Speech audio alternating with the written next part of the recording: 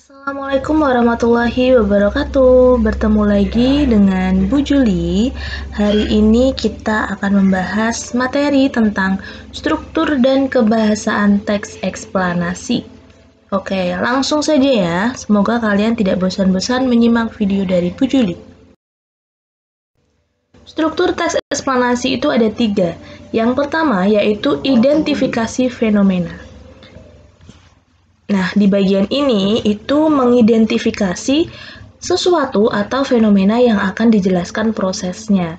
Jadi, misalnya teks eksplanasinya membahas tentang terjadinya salju, maka di bagian ini berisi tentang pengenalan salju.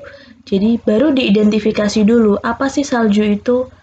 Nah, kalau eksplanasinya tentang gerhana bulan, maka nanti isinya gerhana bulan itu apa? Jadi baru pengertian atau pengenalan dulu.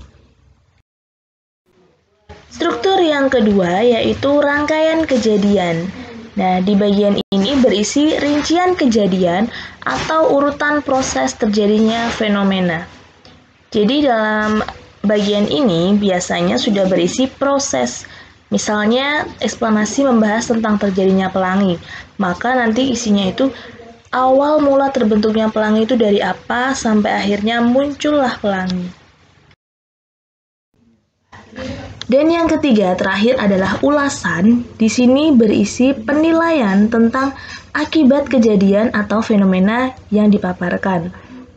Jadi isi ulasan ini biasanya kesimpulan akhir atau akibat dari fenomena tersebut. Jadi akibat dari gerhana bulan itu apa sih? Akibat dari terjadinya salju itu apa sih? Nah, itu ada di akhir atau di bagian ulasan. Oke, langsung saja ke kaidah bahasa teks eksplanasi. Jadi, sebuah teks eksplanasi itu biasanya sering menggunakan yang pertama, konjungsi kausalitas. Ini sudah sering kita bahas di bab sebelumnya.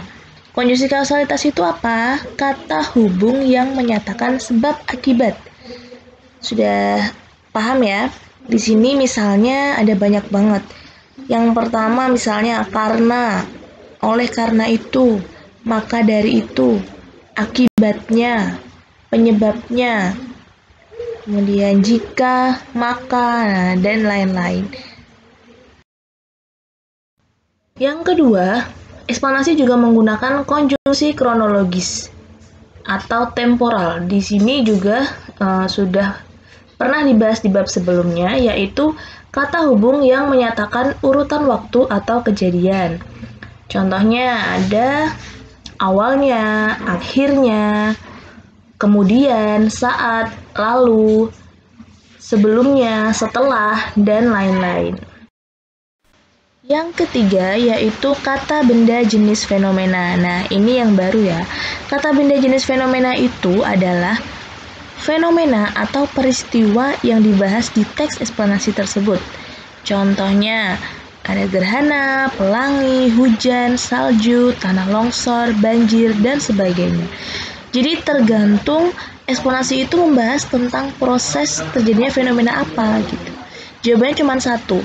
Kata benda jenis fenomena itu misalnya gerhana, ya udah jawabannya gerhana. Kalau pelangi, jawabannya pelangi. Dan yang terakhir, eksplanasi itu sering menggunakan kata teknis. Ini juga sudah pernah dijelaskan di materi sebelumnya. Kata teknis itu adalah kata atau istilah yang berkaitan dengan topik yang dibahas. Jadi misalnya eksplanasi itu membahas tentang pelangi, maka kita cari kata atau istilah yang berkaitan dengan pelangi.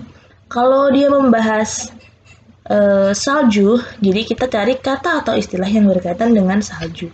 Pokoknya yang berkaitan atau berhubungan dengan topiknya.